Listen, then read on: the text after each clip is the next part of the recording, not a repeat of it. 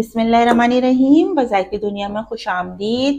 آج ہم آپ کے ساتھ جو شیئر کریں گے وہ اپنے پیارے رسول خدا صلی اللہ علیہ وآلہ وسلم کی پیاری باتیں شیئر کریں گے۔ ویسے آپ نے بکس میں بہت ساری کتابیں پڑھی ہیں، بہت ساری باتیں پڑھی ہیں، بہت ساری سنتیں آپ نے اس میں دیکھی ہیں، بہت ساری بکس پڑھی ہیں، تو کچھ ہم آپ کے ساتھ چند ایک شیئر کریں گے۔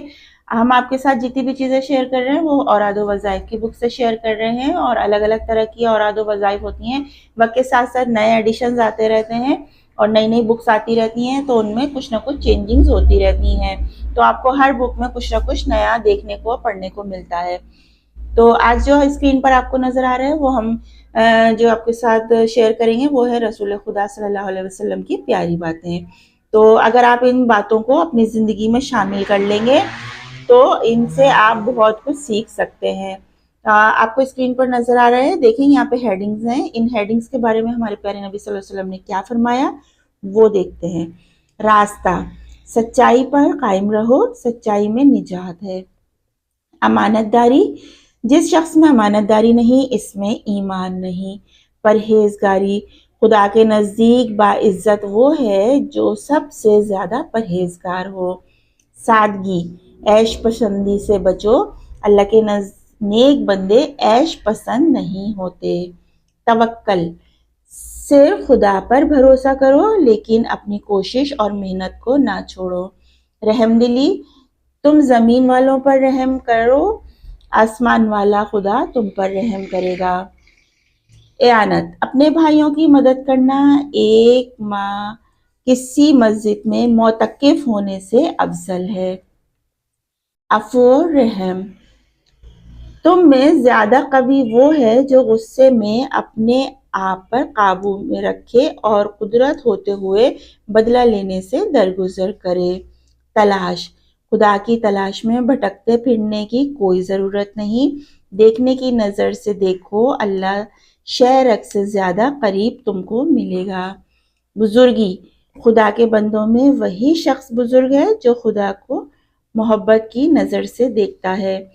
تقویت اور ایمان، جس طرح زبان بال سے پاک ہے اسی طرح ایمان کو بے ایمانی سے پاک رکھنا چاہیے۔ سلام کرو، جسے جانتے ہو اسے بھی اور جسے نہیں جانتے اسے بھی سلام کرنے میں پہل کرو۔ کسی کے گھر، جب کسی کے گھر جاؤ تو بغیر اجازت گھر میں داخل نہ ہو، پہلے سلام کرو اور پھر اجازت مانگو۔ آداب محفل، جب کسی محفل میں جاؤ تو سب کو ایک بار سلام کرو اور جہاں جگہ ملے وہاں بیٹھ جاؤ، دوسروں کو پھیلانگتے ہوئے آگے نکلنے کی کوشش مت کرو۔ آداب گفتگو، کسی بھی محفل میں بیٹھ کر بلند آواز سے گفتگو نہ کرو، دوسروں کو نظر انداز کر کے ایک دوسرے سے چپکے چپکے گفتگو نہ کرو، بلا وجہ قہقہ لگانا اور منہ پھلا کر بیٹھ جانا معیوب لگتا ہے۔ کھانے کے آداب، بسم اللہ کہہ کر کھانا کھانا شروع کرو، پلیٹ میں ضرورت کے مطابق ڈالو، بڑوں کا انتظار کرو، چباتے وقت آواز نہ نکالو اور منہ بند کر کے کھاؤ۔ صلح کرنی نماز اور صدقے سے بہتر ہے۔ بہت پیاری باتیں ہیں، بہت ہی حکمت والی باتیں ہیں، اور اپنی زندگی میں اگر آپ ان باتوں کو شامل کر لیں تو آپ کی زندگی بہت اچھی ہو جائے۔ حضور صلی اللہ علیہ وآلہ وسلم فرماتے ہیں کہ 5 چیزوں کو آنے سے پہلے اور 5 چیزوں کو غنیمت سمجھو۔ تمہاری حیات کو موت آنے سے پہلے غنیمت سمجھو، یعنی اللہ تعالیٰ نے جو تمہیں زندگی دیے لمحہ بلمحہ اس کو غنیمت سمجھو، اس سے پہلے کہ موت آ کے جکڑ لے۔ تمہاری تندرستی کو بیماری آنے سے پہلے غنیمت سمجھو، اگر آپ کے پاس صحت تندرستی ہے تو اسے نعمت سمجھیں اور غنیمت سمجھیں اور اس کا بہت خیال رکھیں، اور کیونکہ بیماری آنے سے پہلے اس کو غنیمت سمجھنا چاہیے، جب بیماری آ جاتی ہے تو پھر انسان بہت ساری چیزوں کے لیے محتاج ہو جاتا ہے۔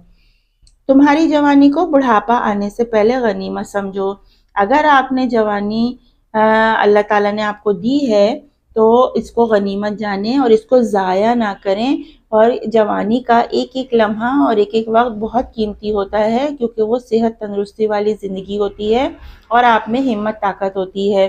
تو جتنی محنت کر سکتے ہو اپنی جوانی میں کرو، بڑھاپا آنے سے پہلے اس کو غنیمت سمجھو، کیونکہ جوانی ڈھلتے دیر نہیں لگتی، چند ہی سال میں آپ کو بڑھاپا آنے لگتا ہے اور پھر آپ کو بیماریاں گھیر لیتی ہیں اور آپ کی ہمت کم ہو جاتی ہے۔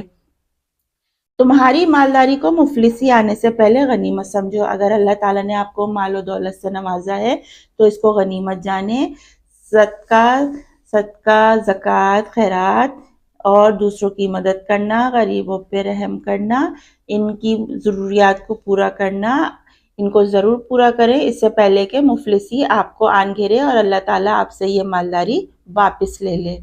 تمہاری فرصت کو کام میں مشغول ہونے سے پہلے غنیمت سمجھو، اگر آپ کو فرصت ہے تو اس کو کام میں مشغول ہونے سے پہلے غنیمت سمجھو، اگر اللہ تعالیٰ نے آپ کو فرصت کے اوقات دی ہیں تو ان کو فرصت میں ضائع نہ کرو، بلکہ کہیں ایسی جگہ آپ اسے استعمال کریں جس سے آپ کے اعمال میں اضافہ ہو، نیک اعمال میں، اور اس سے پہلے کہ آپ کسی ایسے کام میں مشغول ہو جائیں کہ آپ کو سر کھجانے کی فرصت ہی نہ ملے اور آپ اپنے فرصت کے اوقات والے کام کبھی کر نہ پائیں۔ وآخر دعوانا ان الحمد للہ رب العالمین۔ ان بہت پیاری باتیں ہیں، ان سب پہ عمل کیجئے، یہ اپنی زندگی میں ان باتوں کو شامل کیجئے، اپنے بچوں کو بتائیے، اپنے بہن بھائیوں کے ساتھ شیئر کیجئے، اپنے بڑوں کے ساتھ، دوستوں کے ساتھ، رشتہ داروں کے ساتھ ایسی باتیں شیئر کیا کریں، اور اپنے گھر میں چھوٹے بچوں کو یا بڑے بچوں کو وقتاً فوقتاً ایسی باتیں بتایا کیجئے، کیونکہ جب تک آپ ان کے اندر یہ باتیں فیڈ کرتے رہیں گے ان کے ذہن میں، تو انہیں معلوم رہے گا کہ کیا بات اچھی ہے اور کیا بری ہے، کون سی باتوں پر عمل کرنا ہے اور کون سی باتوں پر عمل نہیں کرنا ہے، اچھے برے کی ان کو تمیز سیکھیں گے اور بڑے ہو کر وہ ایک اچھے اور مکمل انسان بنیں گے۔ تو ایسی ہی اچھی، سچی اور پیاری باتوں کے ساتھ آپ کے ساتھ دوبارہ حاضر ہوں گے، جب تک مجھے اجازت دیجیے، اللہ حافظ۔